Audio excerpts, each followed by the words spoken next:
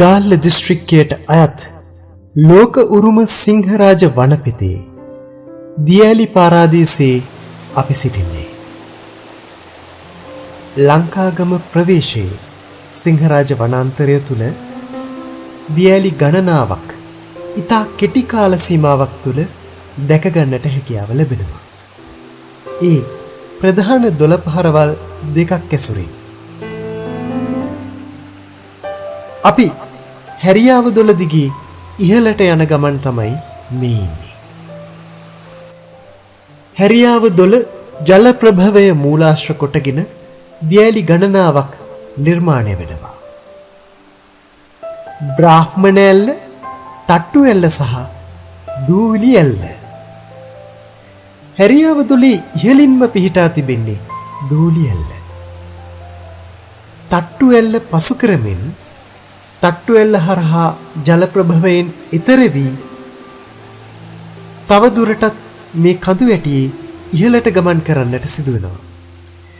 ගිනිය නොහැකි තරම් විශාල ප්‍රභේදයන්ගෙන් යුතු ශාක ප්‍රජාවකගේ අපූර්වත්වය ඔබ මේ ගමන් කරන මඟ දෙපසදී දැක ගන්න, හඳුනා ගන්නට හැකියාව ලැබෙනවා. මේ ඔබ දකින්නේ දෙවන්ත මාවේ වැලක්. මේ හොඳින් නිරීක්ෂණය කළොතින් මාවේ වැලේ පළ සහ මල් ඉතා විසිතුරුව මේ ශාකයේ අග හටගෙන තිබෙන ආකාරය ඔබට දකින්නට පුළුවන්. දියැලි එකින් එක නරඹමින් ඉහළටම හැරියාව දොළ දිගේ ගමන් කරද්දී හමුවන්නේ දූවිලි ඇල්ල. මුහුදු මට්ටමේ සිට උස අඩි 318කින් දූවිලි ඇල්ල පිහිටා තිබෙනවා. ලංකාවේ බොහෝමයක් දියැලි නිර්මාණය වන්නේ මධ්‍ය කඳුකරයේ සිට අඩතැන්නට ජල දහරාවන් ගමන් කිරීමේදී. දූවිලි ඇල්ලත් එලෙස මධ්‍ය කඳුකරයෙන් ඇරඹී අඩතැන්නට පැමිණෙන ගමනේදී හමුවන තවත් විසිතුරු දියැල්ල. දූවිලි ඇල්ල මීටර් 23ක උසකින් යුක්තයි. දූවිලි ඇල්ලට මේ නම පටමැදී ඇත්තේ මෙයින් ඇදහැලෙන ජලස්කන්ධය සියුම් මිහිදුම් සේලයක්සේ, සියුම් දූවිලි වලාවක්සේ අවට පැතිර යන නිසායි. මීටර 23ක් ඉහළ ජලතලයේ සිට ඇදහැලෙන දූවිලි ඇල්ලේ ජල ප්‍රභවය මේ ගල් පරමත වදිනා විට ඒ විසිවෙන ජල බිඳිති. දැඩි සුළං ප්‍රවාහයත් සමග මිහිදුම් සේලයක්සේ අවට විසිරී යනවා.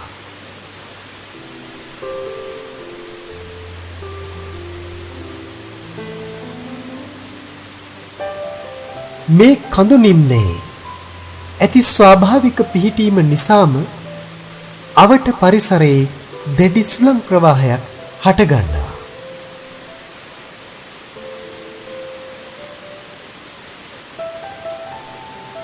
කඳු වැටියේ ඉහළ සිට ඇදහැලෙන ජල ප්‍රවාහය පහළට ඇදහැලෙන වේගයත් සමග පරිසරයේ ඇතිවන වායු කම්පනය නිසා දියැල්ල අවට දැඩි වායු කම්පනයක්, සුළං ප්‍රවාහයක් ස්වාභාවිකව හටගන්නවා. එසේ හටගන්නා සුළඟ මේ අවට කඳු වැටියේ දෙපස තුරුලතාවල සහ ගල් පරවල හැපීමෙන් නැවත නැවත දැඩි සුළං ප්‍රවාහයක් නිර්මාණය කරනවා. ඒ නිර්මාණය වන සුළං ප්‍රවාහයට මෙලෙස විසිරෙන ජල බිඳිති සියුම් දුහුවිල්ලක්සේ, මිහිදුම් සේලයක්සේ අවට පරිසරය සීතල පින්නෙන් තෙමාලමින් ගලා හැලෙනවා. මේ අවට පරිසරයේ තිබෙන සෑම තුරුලතාවකම අග දියැල්ලේ ජල බිඳිති දකින්නට පුළුවන්. දුහුවිලි ඇල්ල සමීපයට යන සංචාරකයින් මේ දුහුවිලි ඇල්ලේ ජල ප්‍රවාහයෙන් නැහැවී යන්නේ නිරායාසයෙන්. මෙලෙස දුහුවිලි ඇල්ලේ පින්නෙන් නැහැවෙනවා වගේම දුහුවිලි ඇල්ලෙන් ස්නානය කිරීමේ අවස්ථාවත් ඔබට හිමි වෙනවා. දුහුවිලි ඇල්ලේ ජලය වැටෙන ස්ථානයට යාම තරම අනතුරුදායකයි. අඩි 12ක පමණ ගැඹුරක් එම ස්ථානයේ පවතින නිසාත් දුහුවිලි ඇල්ලේ ජල තටාකයේ දුහුවිලි ඇල්ලේ ජලය වැටෙන තැනට මදක් දුරින් ඉතා පහසුවෙන් නොගැඹුරු ජල තටාකයේ ඉතා ආරක්ෂාකාරීව ස්නානය කිරීමටත් ඔබට හැකියාව ලැබෙනවා. මේ නොගැඹුරු ජල තටාකයට ඔබ දෙපා හොයාගෙන සිටියොතින් එහෙම නැත්නම් ජල ස්නානය සඳහා බැස්සොතින් තවත් අපූර්ව අත්දැකීමක් ඔබට විඳ ගන්නට පුළුවන්. ඒ සිංහරාජ වනරක්ෂිතයේදී අපට දකින්නට ලැබෙන අපේ උරුමයක් වුණු ශ්‍රී ලංකාවට ආවේනික මෙම ප්‍රදේශයේ පමණක් හමුවන ගල් පාණ්ඩියා නම් වූ අපේ ආවේනික මත්ස්‍ය ප්‍රජාව ඉතා බහුලව මෙහිදී දකින්නට පුළුවන්. මේ මසුන් විශේෂයේ විශේෂත්වය තමයි අපි ජලතලයට දෙපා හොයාගෙන සිටින විට අපේ මියගිය සම අනුභව කරන්නට ඔවුන් අප සමීපයට පැමිණෙනවා.